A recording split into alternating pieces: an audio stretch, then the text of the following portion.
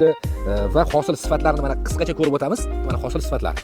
Hosillarimiz qanaqa darajada? Bu 3 marta terilgan pomidor. Hozir mana shunaqa darajada pomidor bo'ladi. Sredniy mana 250 grammdan 280 grammgacha to'g'ri kelyapti pomidorlarimiz. Keyin bu pomidorimizda mana terim qilibsizlar. Mana 2-3 terim bo'libdi уже. Terim bo'lganda pomidordan отход chiqish holati qanaqa bo'lyapti? Отход chiqishi 5% ham bo'ladi. U yo'q hisobda. Отход почти yo'q hisob. Mana bitta palayda qanaqa darajada hosil solayotganini ko'rsanglar bo'ladi.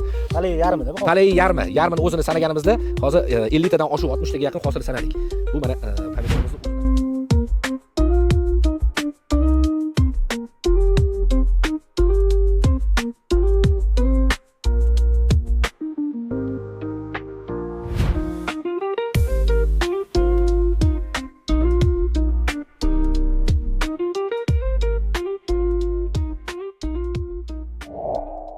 Assalomu alaykum hurmatli fermerlarimiz, dehqonlarimiz, chorvadorlarimiz. Mana 2024-yil 27-iyul kuni Toshkent viloyati Parkent tumanining Nevich qishlog'idamiz. Bu yerda bizani genetik seeds firmani Mariya degan navimiz ekilgan. Bu Mariya navimiz ekilgandan beri hozir nima ishlovlar berilgan va qanaqa agrotexnikalar qilingan, necha marta suv berilgan bo'yicha dehqon akamizni o'zlarini chaqirib turib, qisqacha dehqon akamizdan so'raymiz. Dehqon aka, assalomu alaykum. Yaxshimisiz? Tuzumisiz? Sonlaringiz yaxshimi? Charchamayapsizmi? Tinchmisiz? O'zingiz yaxshimisiz? Dehqonchilikka Alloh baraka bersin. Alloh xayrli qilsin. Okajonim, sizga bir ikkita savol beraman. Birinchidan bizani genetik seeds firmani Mariya degan navini ekkan ekansiz. Pomidorimizni sifati sizga yoqdimi? Sifati yoqdi. Sifati a'lo darajada. A'lo darajada sifati. Keyin bu pomidorimizda mana terim qilibsizlar. Mana 2-3 terim bo'libdi уже. Terim bo'lganda pomidordan отход chiqish holati qanaqa bo'lyapti? Отход chiqishi 5% ham bo'ladi. U yo'q hisobda. Отход почти yo'q hisobida отход. Bu juda ham go'zal. Okajonim, bu ekilgandan beri bunga necha marta hozir shu kungacha taxminan suv berildi? Taxminan 12 marta, 15 marta suv berildi. 12-15 marta suv ichdi shu kungacha. Tegidan oziqani necha marta berdingiz? Oziqani 8 martalar berildi. 8 marta oziqa berildi. Bargidan necha marta oziqa bo'ldi? Bargidan endi biz asosan mana shu har qurtlikka ishlov berganda barga ham oziqani qo'shib berasizlar. Endi mana hurmatli dehqonlarimiz, birinchi indeterminant navlarimiz bo'yicha qisqacha tushuncha berib o'tib ketaylik. Indeterminant navlarimiz palay 2-2,5 metrgacha bo'ladi va 12 ta kistgacha hosil soladi. Bular mana dehqonimiz aytganlaridek, bu yerlarda pomidorga oziqani mana 8-10 ga bo'lib berilsa maqsadga muvofiq bo'ladi, chunki bu 12 ta kist bergandan keyin har bitta hosilni standartlashtirib olish kerak bo'ladi. O'sha standartlashish uchun bo'lib oziqa beradigan bo'lsak, bu juda ham maqsadga muvofiq bo'ladi.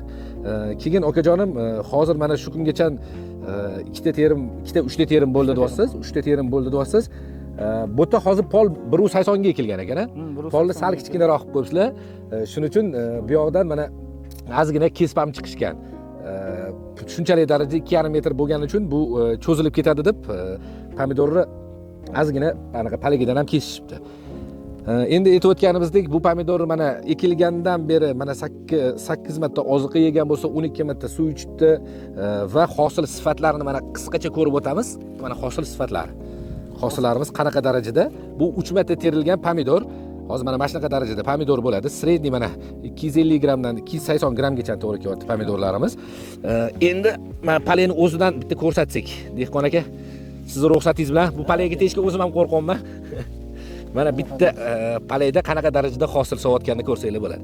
Palay yarmida bu. Palay yarmini o'zini sanaganimizda hozir 50 tadan oshiq 60 taga yaqin hosil sanadik.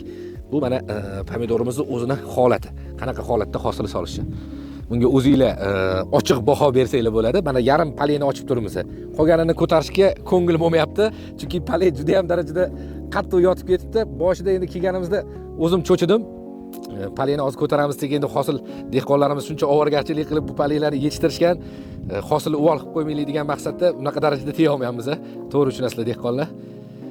Hosil sifatini o'zingizlar baho beringlar. Dehqonlarimiz, xudo xolasa bu pomidorimiz bo'yicha kerakli bo'lgan agrotexnik tadbirlarini ham qo'shimchalarini ham dehqon aka o'zimiz beramiz. Ozgina tushunmovchilik joylarida bargdan beradigan mikroelement ozuqalarini biz o'zimiz italyanskiy ozuqalardan yetkazib beramiz. O'sha ozuqalar bilan ishlasanglar, xudo xolisa sifatda yana ham chiroyli sifat olamiz, qattiq pomidor olamiz va ta'mi ham juda ham shirin bo'ladigan, ta'miga ta'sir qiladigan, qattiqligiga ta'sir qiladigan, rangiga ta'sir qiladigan barcha kerakli bo'lgan mikroelementlarni biz tayyorlatdik. Inshaalloh o'sha ozuqalardan beramiz va sifatini keyinchalik yana bir kelib o'zingiz bilan bitta syomka qilsak, bir xursand bo'lardik biz ham aka. Dehqonchiligingizga Alloh baraka bersin, Alloh xayrli qilsin. Endi mana operatorimiz bitta sal burchakdan olib ko'rsatib qo'ysalar, qolgan joylarini ham hosilini bitta ko'rib baho berib oladilar. Rahmat dehqon aka.